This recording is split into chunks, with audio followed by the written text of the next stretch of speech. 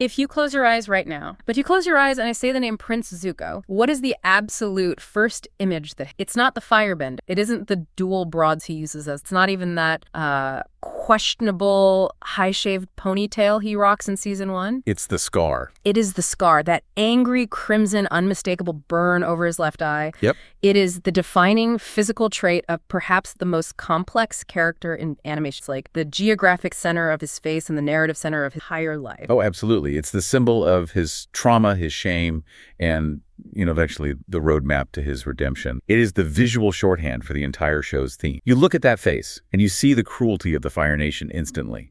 You see the sins of the father etched physically onto the son. Yeah. It's the first thing you notice about him, and it's the last thing you think about when his arc concludes. But today, we are going to do something a little dangerous. We are going to pull on a loose thread that might just unravel the entire tapestry of Avatar, The Last Airbender. We are asking the ultimate what-if question, a question that seems simple on the surface, but has some terrifying depths. What if Zuko never got burned? Right. What if that fateful Agni Kai, the fire duel with his father, what if it never happened? Or at least, what if it didn't end with a 13-year-old boy being permanently mutilated? It sounds like a fan fiction prompt at first glance, doesn't it? It really does. But when you really dig into the political and, the psychological implications, it's a massive structural question. It changes the character, it rewrites the timeline, and as we're going to discover, it likely changes the outcome of the entire 100-year war. So to guide us through this alternate history, we're doing a deep dive into a truly fascinating analysis from the YouTube channel Avatar Discussions. A great channel. They have done the heavy lifting here, pulling together threads from the show, deep lore from the comics that many casual watchers might have missed, and a very compelling theory from a Reddit user named Neil Later, points for them, by the way. The sources here are excellent. They aren't just speculating on the what, they're obsessively focused on the why. I mean, the core mission of this deep dive is to explore a theory that reframes everything we know about Fire Lord Ozai. And how's that? The argument is that the banishment wasn't a punishment, it was a purge. A calculated political purge. That gives me chills just saying it. Exactly. The theory argues that Ozai didn't banish Zuko because the kid spoke out of turn. He banished him because he was actively plotting to install Zuko's sister, Azula, as the heir. Wow. The scar, the duel, the whole honor quest, it was all just theater, is the excuse. Which turns Ozai from like a really bad dad into a full-on Machiavellian genius. Pretty much. So here is our roadmap. We are going to start by deconstructing the official narrative, crime Zuko committed, and why the punishment make like zero legal sense. Then we're going to unpack this error replacement and how getting rid of Zuko was actually a way to neutralize Uncle Iroh. Then we have to go back in time. We're going to look at the evidence from the graphic novel The Search, specifically the backstory of Zuko's mother, Ursa. If you haven't read the comics, this context is going to blow your mind. It really is. It changes everything about the Agni Kai. And finally, we are going to run the simulation. We're going to build a psychological profile of an unburned Zuko living in the palace, and we're going to play out the war. Right. Does Aang survive? Does the Fire Nation win? It gets dark, folks, so buckle up. Let's get into it. Okay, let's start with the crime and punishment. If you know the show, you know the scene. It's etched into our collective memory. Right. Season 1, the flashback. The storm is raging outside, and Zuko is telling his crew the story. He's 13 years old. He begs his Uncle Iroh to let him into a war council meeting. Right, and Iroh, being the supportive uncle, agrees. But he sets a very specific boundary. He tells Zuko, you must not speak. Yeah, that's the one rule. You're there to observe, to learn how the sausage is made, so to speak. Okay. He wants to be a man. He wants to see how the war is run. And Zuko breaks that promise almost immediately. But, and this is so crucial, why does he break it? It's not because he's a brat. It's not because he's bored. No, not at all. It's because General Bujing, that's the guy with the mutton chops, right? Yes, the very severe-looking general. That's him. General Bujing is outlining a plan to sacrifice the entire 41st Division. Specifically, he's proposing using a division of fresh recruits. So, basically, teenagers not much older than Zuko himself, as bait. Just cannon fodder. Total cannon fodder. To distract the Earth Kingdom forces so the veterans can flank them. It's a suicide mission for the new kids. It is a tactical sacrifice of human life. And Zuko stands up. He literally can't help himself. It's a visceral reaction. He says, you can't do that. You're betraying their patriot. He speaks from a place of compassion. Exactly. He speaks for the soldiers who can't speak for themselves. Which, in a modern military or arguably any ethical society, that creates a debate. You might get reprimanded for interrupting, sure. You'd get a talking to. But in Ozai's war room, this is viewed as a catastrophic failure of discipline. So Ozai demands Zuko fight an Agni Kai to regain his honor. Zuko, of course, thinks he's fighting the general. Yeah, he turns around, and it's his father. And that's the moment the childhood ends. He refuses to fight. He drops to his knees. He's crying. He says, I am your loyal son. He completely submits. There is no defiance left in him. And Ozai doesn't show mercy. He burns his face and banishes him. He says suffering will be your teacher. It's brutal.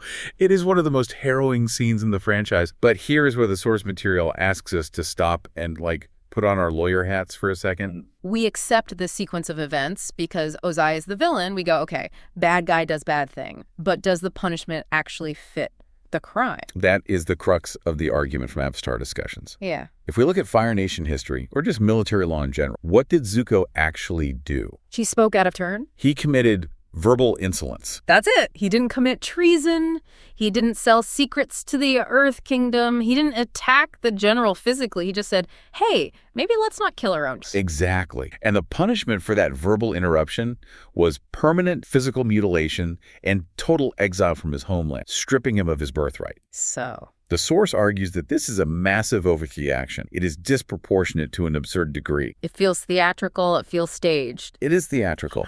And usually in history, when a dictator makes a punishment that theatrical, it's because the punishment isn't about the crime. Right. It's about removing a problem. The crime was just a convenient excuse that fell into Ozai's lap. I mean, think about it realistic. Junior officers probably question strategy all the time. Kids mouth off. Do they all get their faces burned off? If so, the Fire Nation army would just be an army of burn victims. The hospitals would be full of people who interrupted. Right. It's unsustainable. So if the punishment is disproportionate, we have to look for the hidden agenda. This brings us to the heir replacement theory. Okay. The Force posits that Ozai had already decided Zuko was unfit long before that meeting. He was looking for the exit ramp. He was looking for the trash chute. Ozai values strength, ruthlessness, and perfection. Zuko struggled. He's emotional.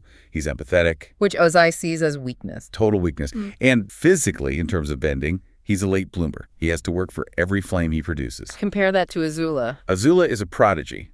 She's 14, and she bends blue fire, which implies perfect combustion, hotter than anything else we see. She is calculating, she is cruel, and she is terrifyingly competent. She's a mirror. She is everything Ozai sees in himself. She is the mirror image of his ambition. So the theory is that Ozai wanted Azula on the throne, but he couldn't just skip Zuko. Primogeniture, the right of the firstborn, is a strong tradition in monarchy. It is. Even a tyrant like Ozai has to follow some rules, or at least appear to. Exactly. He couldn't just say, I like her better. That makes him look weak or capricious to the court. He needed a valid reason to bypass the line of succession. He needed Zuko to fail. Publicly. He needed Zuko to fail publicly. The war meeting was the perfect trap. Some interpretations even suggest Ozai knew Zuko would speak out if he let him in. He might have even instructed the general to propose the horrific plan just to trigger Zuko. Oh, that's dark. Like he baited the trap. Let the boy in, say something horrific, and wait for him to object. Pure calculation. But there is another layer to this theory that I find even more compelling. The source calls it the two birds, one stone strategy.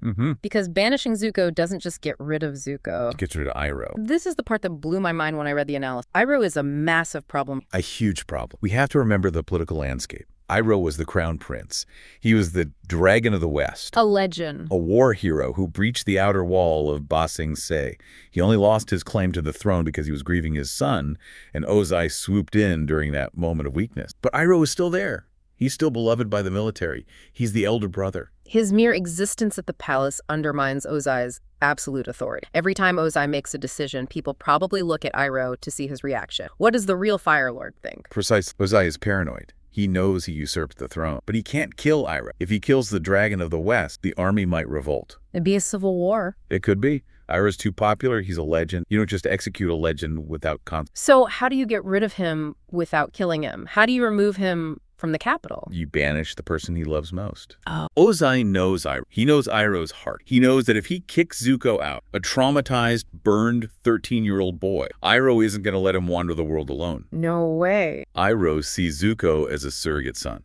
Iroh will follow. Iroh will follow. He becomes Zuko's guardian. And just like that, in one Agni Kai, Ozai clears the board. The weak heir is gone. The rival brother is gone. The palace is empty of threats. It is just Ozai and his perfect weapon, Azula. It's masterful. It's absolutely diabolical, but from a game theory perspective, it's perfect. It makes the Agni Kai feel less like a father losing his temper and more like a political assassin, where the target was left alive just to drag the other target away. Assassination is the right word, because the source material emphasizes that the banishment was effectively a death sentence. Explain that, because he told him to find the Avatar. That sounds like a mission, not a death sentence. Think about the mission. Capture the Avatar. The Avatar's been missing for 100 years. Okay, fair point. He is a myth. Generations of Fire Lords have looked for him and found nothing. It's like telling your son, you can come home when you find Bigfoot. Or go find the Fountain of Youth. Right. And he sends a 13-year-old boy on a small ship into waters controlled by the Earth Kingdom and the Water Tribe. Ozai didn't expect Zuko to succeed. He didn't expect him to come back. He expected him to die at sea. Or get killed by the Earth Kingdom Navy. Or just disappear into obscurity. It was a way to kill Zuko without having to do the paperwork of a royal funeral. A way to wash his hands of the failure? Exactly. That is chilling, but it tracks with everything we know about Ozai. And this isn't just speculation. The source material brings in evidence from the comics that proves Ozai has wanted dead for a long time. This wasn't a new development. Yes, we need to talk about The Search. This is the graphic novel trilogy that follows up on the series, specifically looking for Zuko's mom, Ursa. If you haven't read it, major spoilers ahead, but this context is vital to understanding Ozai's mindset. So The Search gives us a flashback to when Zuko was very, very young. Fire Lord Ozai's father was still on the throne. Iroh's dad. Iroh and Ozai's dad. And we see Ozai approach his father with a request. And the request is audacious. Iroh has just abandoned the siege of Ba Sing Se because his son, Lu Ten, died in battle. Iroh is heartbroken. He is crushed. And Ozai goes to his dad and says... He basically says, hey, since Iroh has no heir now and he's sad, you should make me the heir. It's incredibly callous. He's trying to capitalize on his brother's grief. He's standing over his nephew's grave asking for a promotion. And Fire Lord Ozai, to his credit, is disgusted. Yeah. He sees Ozai for the snake he is. He is furious that Ozai would betray his brother's birthright in such a vulnerable moment. So Aslan decides Ozai a lesson in empathy, Fire Nation style. Which means it's going to be horrible. It's going to be horrible. Aslan orders Ozai to kill Zuko. He says, you want the throne. You think Iroh's loss is an opportunity. You need to know the pain of losing a firstborn son. Kill your own son. Now, a normal father would say, no, take my life instead, or I refuse. Or he would grab his kid and run. What does Ozai do? He prepares to do it. He agreed. The comic is very clear on Ozai doesn't hesitate. He doesn't beg for mercy. He intends to carry out the filicide. He walks to Zuko's room. He sees Zuko not as a son, but as the price of admission for the throne. It's transaction. It's a transaction. That is the smoking gun. It proves that Zuko's life meant absolutely nothing to Ozai compared to power. He was willing to murder his toddler. Exactly. And the only reason Zuko is alive today is because of Ursa. Zuko's mother found out about the order. She intervened. She made a bargain with the devil. She told Ozai, don't kill him. I can get you the throne right now. She offered to brew a colorless, odorless poison that Ozai could use to kill his father, Fire Lord Ozai. She would commit regicide to save her son. The trade was, I give you the crown, you spare Zuko's life. But there was a condition. Ozai accepted, but he said Ursa had to leave. She had to disappear, leave the palace, leave her children, and be forgotten. He couldn't risk the poison being traced back to him. He needed to cut the tie. Right, so she leaves. Aslan dies mysteriously the next morning. Ozai becomes Fire Lord, and Zuko lives. But he lives in a house with a father who was literally minutes away from murdering. That's the context for the Agni Kai. When we watch the show, we think the Agni Kai is the moment the relationship. But the reality is the relationship never exists. Ozai has been tolerating Zuko's existence only because of a deal he made with his exiled wife. Zuko is a living reminder of the leverage Ursa had over. So when Zuko speaks out in the war room, Ozai isn't thinking, my son needs discipline. No. He's thinking, finally, I can finish what I started years ago. Wow. Precisely. The banishment is just a delayed execution of that initial intent. It reframes the whole show. Zuko was walking on a tightrope over a pit of vipers his entire life. He just didn't look down until his face was burned. Okay, so that establishes the why. Ozai wanted him gone. But now, let's pivot to the what if, the core of this deep dive. Let's simulate the alternate reality. Right. The counterfactual, the path not taken. Scenario. Zuko is in the war room. General proposes the plan, and Zuko bites his tongue. Or maybe he speaks out, but Ozai is in a good mood and just kicks him out of the room instead of burning. So Zuko is not banned. He's not scarred. He stays in the palace. Yep. Who is that? We have to build a psychological profile of unscarred Zuko. Who is this kid? Physically, he's whole. He's got both eyebrows, but mentally. Mentally, the source argues He is in a much, much worse place. Think about Zuko in the flashback. He is desperate for his father's love. Constantly. He wants to be the perfect prince. If he stays in the palace, that desperation defines his entire existence. He becomes a sycophant. A total yes man. Yeah. He would be constantly trying to prove he is as tough as Azula. He would force himself to agree with the war crimes. Oh, yeah. He would suppress his natural empathy because every time he shows it, he gets mocked or sidelined. He would be fighting a war against his own nature every single day. So he's faking it. He's putting on a mask of ruthlessness. Which is corrupting. It rots the soul. And the source points out a key factor, the golden child versus the scapegoat dynamic. Azula is the golden child. Zuko is the scapegoat. If he stays, that dynamic intensifies. Azula would torture him. She would run circles around him. Mentally and physically. Remember, unbanished Zuko never hunts the Avatar. He never travels the world. He never struggles in the Earth Kingdom. He doesn't have those. Crucially, he never learns firebending from the dragons. Oh, that's a huge point. Yeah. In the show, he realizes that his firebending was fueled by, and he loses it when he joins Aang. He has to relearn it as a life. Right. In this timeline, he keeps fueling his fire with anger and shame. That is a dirty, inefficient fuel. He stays a mediocre firebender. He never has that breakthrough. He never reaches his potential. So he stays a mediocre firebender. He's angry. He's insecure. Exactly. He becomes the useful idiot of the palace. Ozai would likely give him busy work, go inspect this factory, go parade in this colony. He's a prince in name, but he has no real power. He is isolated from the reality of the war. In the canon timeline, Zuko sees the suffering. He sees the Earth Kingdom starve. He gets sick. He sees the cost of the war on the common people. That's what changes. In this timeline, he stays in the bubble. He drinks the Kool-Aid. He believes the Fire Nation is sharing its greatness with the world. He never have that "are we the baddie" moment. Yeah. He is just a privileged, angry prince living in a palace built on lies. It's a tragic fate. In the banishment, he was a victim, but he was free to find his own path. In this version, he's a prisoner who thinks he's a prince. And that brings us to the ripple effects. Because if Zuko is stuck in the palace playing soldier, the rest of the world is in serious trouble. The dominoes start falling in the wrong direction immediately. Okay, where do we start? Let's talk about Team Avatar. Yeah, let's look at the timeline. Book 1, water. Aang comes out of the iceberg. In the show, Zuko is right there. He senses the light. He tracks him down. Zuko is the driving force that keeps Aang moving in Season 1. He's the primary antagonist pushing the plot forward. Right. In this new timeline, Zuko is at home eating fireflakes. So Aang has an easier time, maybe? So Aang has a clearer path initially, less harassment. But think about the pivotal moments. Think about the Blue Spirit episode. Zhao captures Aang. He chains him up in that fortress. He is the Avatar. In the show, Zuko puts on the Blue Spirit mask, breaks in, and saves Aang. To capture him for himself? Sure, but he saves him. If Zuko isn't there, Aang probably doesn't get out of that fortress. So Zhao wins? Zhao keeps it. The Fire Nation wins. Whoa. So the show ends in episode 13. It's a high probability. Uh-huh. Or, even if Aang does escape somehow, think about the long game. Who teaches Aang firebending? Zuko. And it's not just about the move. Zuko teaches Aang the meaning of fire. He brings An to the Sun Warrior. They meet the dragons, Ran and Shaw. They learn that fire is life, not just destruction. Without Zuko, Aang has to find someone else. Who is left? Xiong. Jones was terrified of his own power.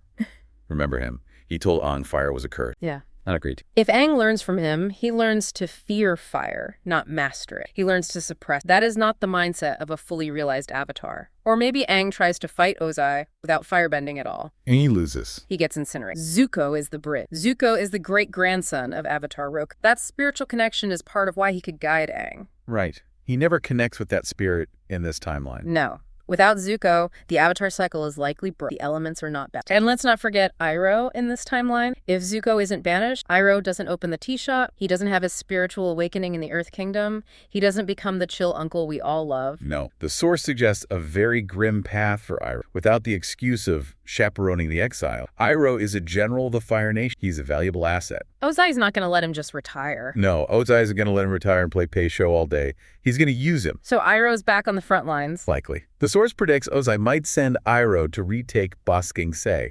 Imagine that. The kindly old uncle, forced to besiege the city again, forced to destroy the walls he once failed to breach. That breaks my heart. Iroh leading the charge against the Earth Kingdom again. It's a tragedy. And eventually, Iroh would probably defect. He's a White Lotus member. He knows the balance is off.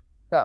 But if he leaves, he has to leave Zuko behind. Why? Because in this timeline, Zuko is loyal to Ozai. So the bond, that beautiful father-son bond that saves Zuko's soul, it breaks. Zuko chooses the abuser over the mentor. Exactly. Zuko views Iroh as a traitor. My uncle ran away, but I stayed. I am the loyal son. It twists Zuko even further. He might even be the one sent to hunt Iroh down. Can you imagine that Agni Kai? Zuko versus Iroh. I don't even want to picture it. So we get to the endgame. So Azan's comet arrives. Ozai declares himself Phoenix King. He sets out to burn down the Earth. That still happens. Ozai's ambition is a constant. He doesn't need Zuko for that plan. And what about the throne? In the show, he leaves Azula behind to be Fire Lord. This is the smoking gun the source points out. Even if Zuko was there, even if he was unscarred and loyal, he still picks Azula. Ozai would still give the title to Azula. You think so? Even with Zuko present? Absolutely.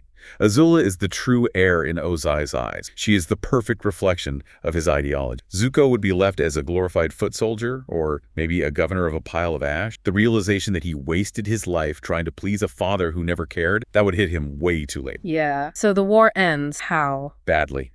Even if Aang somehow manages to defeat Ozai, which is a big if without firebending mastery, there's no one to take the throne. Zuko isn't a good guy. He hasn't joined the team. He's on the wrong side. He's fighting on the wrong side. He's probably defending the palace against Katara and Sokka. So you don't have that moment where Zuko takes the crown and declares the war is over? No. You might have a vacuum of power, or Azula takes over. And an unchecked Azula as Fire Lord. She might be worse than Ozai. She's smarter, for one, and she has zero restraint. It's a nightmare scenario. It really highlights how crucial Zuko, specifically scarred Zuko, was to the balance. Yeah. The scar wasn't just a wound. It was a course correct. It was the pivot point for the entire globe. It shifts our perspective on the villains, too. When you analyze Azula through this lens, her arrogance makes so much more sense.